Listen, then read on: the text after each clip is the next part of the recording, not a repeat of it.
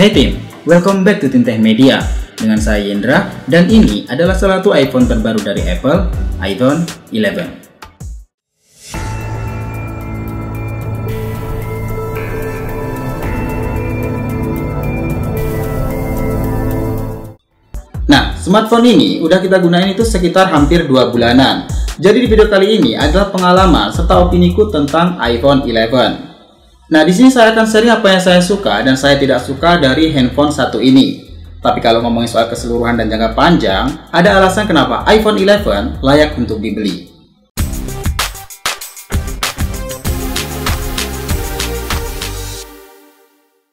Oke, pertama kita ngomongin soal desain.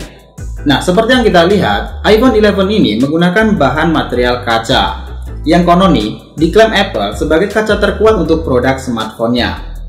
Nah, ini udah termasuk di bagian depan dari kacanya sendiri. Sementara itu untuk bezelnya, itu menggunakan bahan aluminium body. Ya, ini khasnya Jony Ive serta Apple lah ya. Jadi secara desain, HP ini memang premium banget sih. Tapi saya ada saran sedikit, meskipun dikatakan sebagai kaca terkuat, ya mending dipakein case lah, mana tahu ntar bisa jatuh.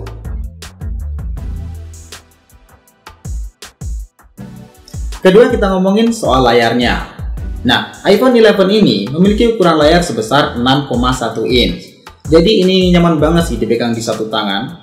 Dan untuk kualitas layarnya sendiri itu resolusinya juga bagus banget di 720p-nya. Jadi kesan detailnya itu tajam banget dan ini nyaman banget di mata sih. Ya meskipun ini masih tergolong di IPS LCD. Nah, selain itu, pada bagian layarnya sendiri itu juga terdapat berbagai fitur seperti adaptasi warna yang bisa menyesuaikan kondisi di lingkungan sekitar kita. Jadi ya, ini terbilang sangat unik banget sih di fitur True Tone display-nya. Ketika kita berbicara mengenai softwarenya nih. Nah, kalau kita membeli dalam kondisi baru di iBox, pasti softwarenya itu udah menggunakan iOS 13. Itu udah pasti sih. Dengan OS seperti itu, udah banyak banget fitur yang didapatkan, salah satunya adalah Dark Mode. Dan saat ini, OS-nya udah tersedia update ke versi-versi yang terbaru. Jadi bisa dikatakan user experience-nya itu sangat simpel banget dan ini cocok banget buat orang-orang yang suka desain-desain minimalis. Berikutnya yang keempat itu adalah tentang prosesornya. Nah, seperti yang biasanya kita tahu, Apple selalu menggunakan prosesor andalan mereka sendiri dan kali ini menggunakan i13 Bionic. Bisa dikatakan dapur patnya ini tergolong sangat gar banget sih, dan untuk main game-game berat apapun saya rasa nggak jadi masalah di iPhone 11 satu ini. Lancar terus. Yang kelima itu adalah fitur IP Rates-nya. Salah satu fitur penting di iPhone 11 adalah fitur IP Rates, dimana ketika iPhone ini jatuh ke air selama kurang dari 30 menit, maka smartphone ini masih tetap bisa hidup. Nah, kemarin ada info terbaru, seorang wanita bernama Lisa Troyer, mereka menceritakan pengalaman bahwa iPhone 11 miliknya ini terjatuh ke Danau Disney World pada Oktober 2019. 2 bulan setelah peristiwa tersebut itu dikatakan pihak Disney itu menghubungi Troyer dan mengatakan bahwa mereka berhasil menemukan iPhone 11 miliknya. Dan tahu nggak apa bunyinya? Wanita ini terkejut, iPhone 11 ini masih bisa berfungsi dengan baik. Padahal selama waktunya itu 2 bulan loh. Nah, ini sampai terdengar oleh CEO Apple, Tim Cook. Mereka mengucapkan terima kasih telah membagikan pengalaman dengan iPhone 11 yang luar biasa. Wow, keren. Nah, kalau tadi udah ngomongin soal dapur pacunya, lalu bagaimana dengan ketahanan baterainya sendiri? Oke, yang keenam ini tentang power baterainya. Guys, ini adalah iPhone dengan ketahanan baterai terawet setelah iPhone 11 Pro Max. Jadi ya, nggak usah khawatir lagi, handphone satu ini memiliki kapasitas baterai 3110, dan ini bisa bertahan seharian. Dari pengalaman yang kita dapatkan sendiri, kalau digunakan normal ya buat sosial media, buat kerjaan, atau bahkan buat yang lainnya, handphone ini bisa bertahan selama 1 hari. Sementara kalau cuman ya buat media sosial, Instagram, YouTube, teleponan doang, ya bisa sih 1 hari setengah. Bahkan kemarin kita sempat dalam kondisi 20% pun, baterai iPhone 11 ini masih terbilang sangat awet. Jadi ya mungkin ini ngimbangin karena layarnya sendiri masih IPS LCD. Oke, berikutnya yang ketujuh itu adalah fitur unlock-nya sendiri. Nah, kalau ngomongin soal keamanan, Apple adalah salah satu yang bisa dijamin. Ya, maksudnya itu tingkat resikonya minim lah. Selain OS-nya dikatakan sangat teraman, fitur Face ID-nya ini juga terbilang sangat menarik, di mana dapat membaca wajah kita ini dengan cepat sekali. Juga masih bisa ditambah dengan fitur-fitur unlock lainnya. Nah, menurut kabarnya, fitur unlock dari iPhone 11 ini lebih cepat daripada iPhone X. Dan ini bisa lebih cepat lagi kalau udah ada pembaruan terbaru sih. Untuk yang ke-8 ini, kita membahas soal speakernya nih. Nah, seperti yang kita tahu, handphone satu ini memiliki speaker utama di atas dan juga speakernya yang ada di bawah sendiri. Juga terdapat bantuan dari Dolby Atmos nih.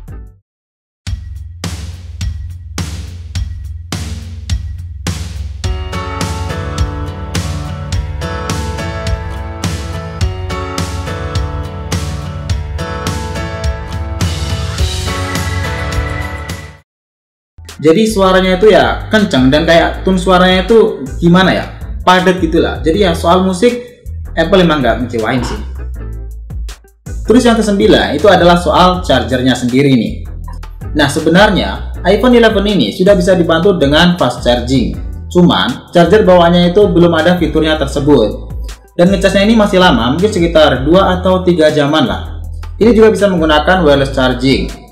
Nah, ada perbedaan kalau kita membelinya itu di iBox Indo dan di Inter, dimana perbedaannya itu dicolokkan chargernya sendiri. Kalau kita belinya di iBox langsung itu nggak perlu pakai tambahan buat ngecas, soalnya kakinya itu udah ada 2 kayak gini.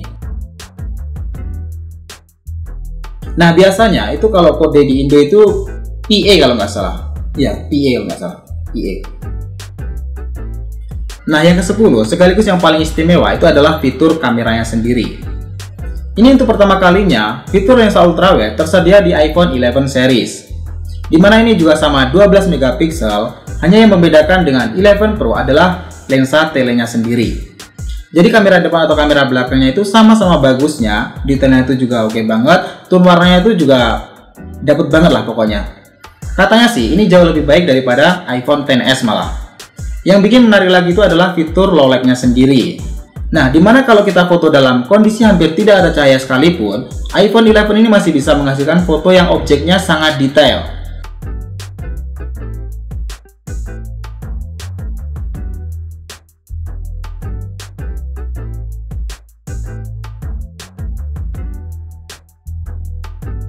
Selain itu, mode putar kameranya juga ditambah dengan bokeh, itu ada fitur deep control-nya.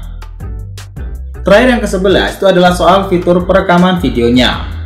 Nah, sampai saat ini iPhone 11 masih yang terbaik soal perekaman video, dimana ini dibekali dengan image stabilization, yang mana ini mampu merekam di 4K, Full HD atau bahkan dukungan slow-mo sendiri. Ini bisa dari 24 fps, 30 fps atau bahkan 60 fps. Nah, selain itu ini juga berlaku di kamera depannya sendiri. Jadi ya sama-sama kita akui kamera dari iPhone 11 ini memang menakjubkan. Oke, itu tadi adalah iPhone 11 dengan 11 kelebihannya. Tapi ya, yang namanya sebuah produk pasti nggak ada yang sempurna. Begitupun dengan iPhone 11 satu ini. Jadi kali ini kita juga akan bahas soal kekurangannya. Kalau menurut kita sendiri, kekurangannya itu ada 2. Pertama itu adalah ultrawide-nya yang agak kurang lah di sensitivitas low light-nya. Jadi ya, pasti ada noise kalau kita foto di malam hari itu. Selain itu, fitur night mode-nya ini nggak bisa jalan di ultrawide-nya sendiri. Jadi ya, next time mungkin Apple akan mempertimbangkan masalah ini mungkin. Yang kedua itu adalah soal 3D Touch-nya. Nah, bagi Apple user, pasti ini udah nggak asing lagi di 11 series. Emang sih, udah diganti dengan fitur Haptic Touch, tapi sebenarnya ini beda loh. Apalagi dulu kalau di 3D Touch-nya itu ada sensitivitasnya itu kayak gimana ya, ada vibrance-nya gitulah. Tapi ya, ini sebenarnya bukan masalah besar. Buat saya sendiri malahan nggak mikirin sampai segitunya. Ya, ini mungkin buat yang terbiasa dengan 3D Touch itu ya mungkin butuh penyesuaian adaptasi lagi lah. Nah, oke tim, itu tadi menurut kita soal kekurangan dari iPhone 11. Jadi kesimpulan dari semuanya, ada banyak alasan kenapa iPhone 11 ini layak untuk dibeli. Nah, meskipun ini dikatakan sebagai 11 series termurah, tapi performanya itu sama dengan 11 yang Pro. Cuman gak ada kamera telenya doang. Ya cuman itu sih sebenarnya. Malahan iPhone 11 ini dikatakan sebagai produk iPhone terlaris sepanjang sejarah Apple. Ya logikanya aja gini guys, harganya ini lebih murah daripada yang Pro, tapi fitur dan performanya itu sama persis. Jadi ya lebih hemat 5-6 jutaan lah. Oh ya, sekarang ini iPhone 11 untuk harga di 64 GB nya itu 12 jutaan, 128 GB-nya itu di harga 14 jutaan dan di 256 GB-nya itu di harga 15 jutaan. Wow, Apple memang beda guys. Oke tim, segitu dulu review kita soal pengalaman serta pendapatku tentang iPhone 11. See you in the next video and this team Tech Media. Thinks creatively.